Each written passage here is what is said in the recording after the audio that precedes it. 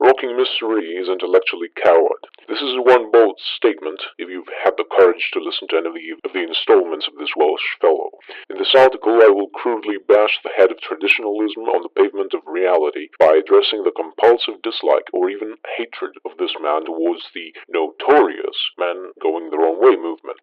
Quote, chivalry is usually described as a code conduct that stems from the medieval era, often portrayed as the knight in shining armor willing to lay down his life to uphold certain ideals. Those in the manosphere determined to adapt Marxist class consciousness theory to the MRM will have you believe that chivalry is something based almost entirely around male sacrifice to the female. End quote. In other words, chivalry is a big bubble that's blown out of proportions by the ruling classes of each era to make it seem honorable to lose your life for the ideals of some people that have told you that they are worth dying for. Because in the great dick fight that's warfare, saying to your rulers go fuck themselves as you have nothing material to gain from killing a bunch of strangers is considered evil and twisted and an exhibition of cowardice, which is bad.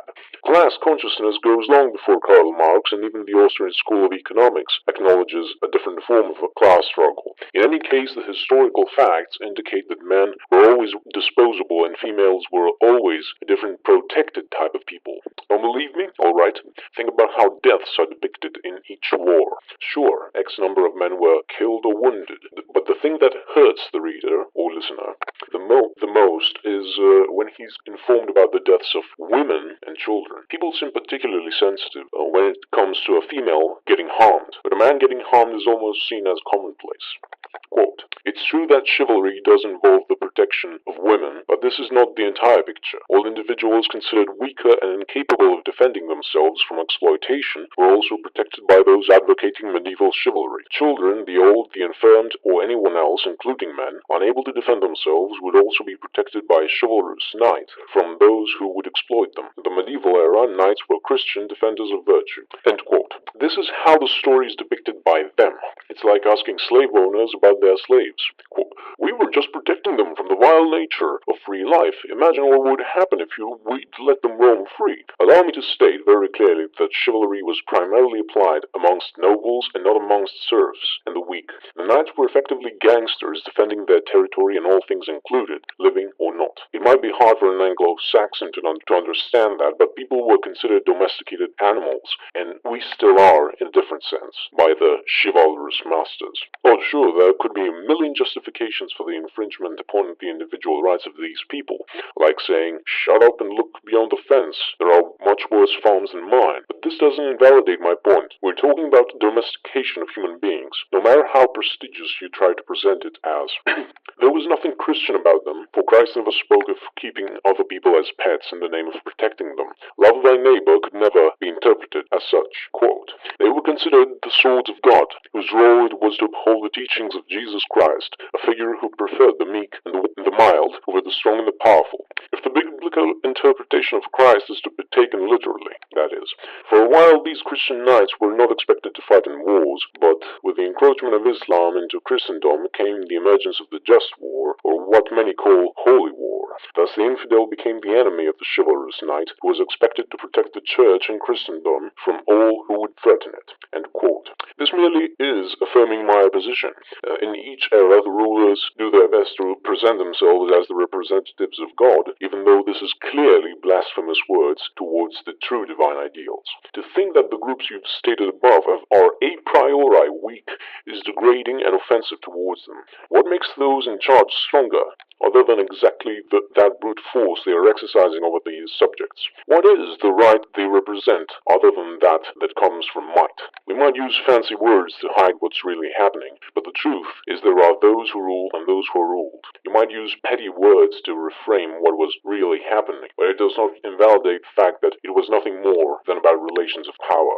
To think or to say otherwise is an indicator that you are either a fool or a liar, or even worse, the thing you actually are, intellectually coward. Quote, could the fruits of his knowledge flourish if physical strength was the deciding factor for every outcome? Of course not. Such dominance might appeal to some, but this is one setting that few would choose to live in. Those that claim they would, the Nietzschean nihilists that revile weakness, are the closet psychopaths that only practice what they preach when they can exploit a clear advantage. Nietzsche's popularity is almost exclusively derived from his moral justification of cruelty. End quote. The first statement does not invalidate the Nietzschean position. By the way, this is a strawman argument, the one uttered by Rocking Mystery. Continuing, but it is indeed laughable how the moralists who claim a moral high ground are against Nietzsche in such an obvious manner. Moralism is simply the weapon of the weak, who happen to temporarily direct the narrative and are afraid of what is sure to come. To revile weakness is to be alive. If you don't hate weakness, how can you rise above it? If you don't hate lying in the gutter, how can you rise to great heights? A person loving to live in the gutter is a person content to stay there. Unless you'd like to have those voluntarily weak approach you, you have to admit that weakness is and should be despised by any sane living being, human or otherwise. Not only is it intellectually dishonest to attack the commonsensical position of striving to become stronger and hating the idea of weakness, but it's actually self-destructive, for the only answer to those who believe in the moral superiority of weakness is to let them die as they should, for they chose the path of degradation. But you might find out that even those you look down upon, even though you won't admit it, those poor, dirty, weak, according to your way of thinking, have a much stronger will to power than you can comprehend. They would hate your ideas more than you can imagine. It is the unwashed masses at the bottom that desire power more than anybody that would rule in a more iron-fisted manner than before. This isn't a statement in support of the status quo or the underclass. It's a statement of facts without any flavor, without taking sides. Quote, revelers in the moral justification of cruelty that Nietzsche was known for are rarely, if ever, individuals that relish in even combat or competition. Beware those that believe cruelty against the weak is a virtue, for they are cowards that will stab you in the back at first opportunity, but never in your stomach when you have the chance to defend yourself. End quote. Obviously ad hominem, but moving on.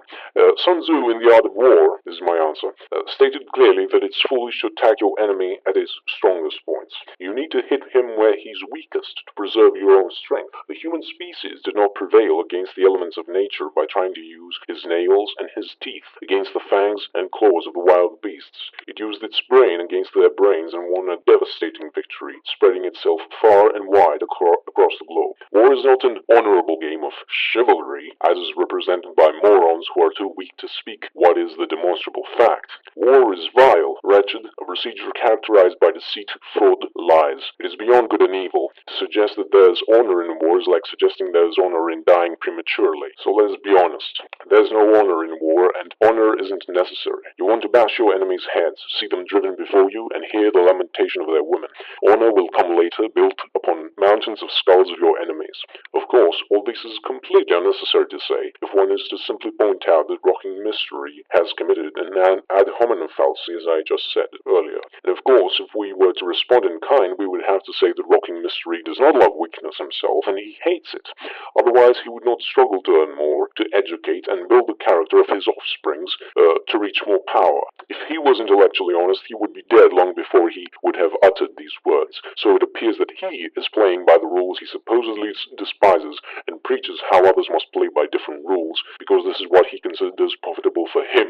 Quote, the MrE and MGTOW have become a hotbed for nihilism, and Nietzsche in particular is often idolized by naive groupies who dismiss the flagrant disregard he had for suffering. Or perhaps deep down they gravitate to Nietzsche due to his excuse of cruelty, craving a rationalization for the projection of anger when dealing with past grievances.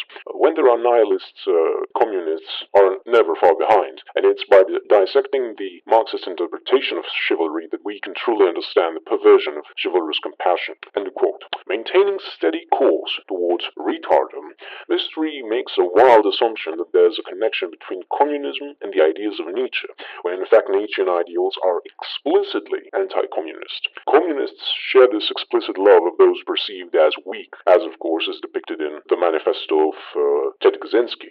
The same adoration shared by Rocking Mystery. Gravitation towards Nietzsche is simply out of understanding that there's a positive and a negative in life, and we're hard-coded to reach for the positive. Science calls it the instinct of survival. Nietzsche called it the will to power. The true cruelty comes from the weak. The strong appear to be cruel, but in reality they aren't as cruel as the weak, in their frenzy of hatred of power. Even the The weak have envy towards the powerful, which keeps invalidating his position that there's a reason not to love power. Power is what drives the world. Without it, there's no motivation to change, and no change means no life, which means death. Effectively, Rocking MrE advocates a doctrine of mass suicide, which allows me to come back to my earlier point, that Rocking MrE is intellectually dishonest, because he's alive, proving the Nietzschean position once and for all, from the very moment he hasn't given up on life. Thank you for listening.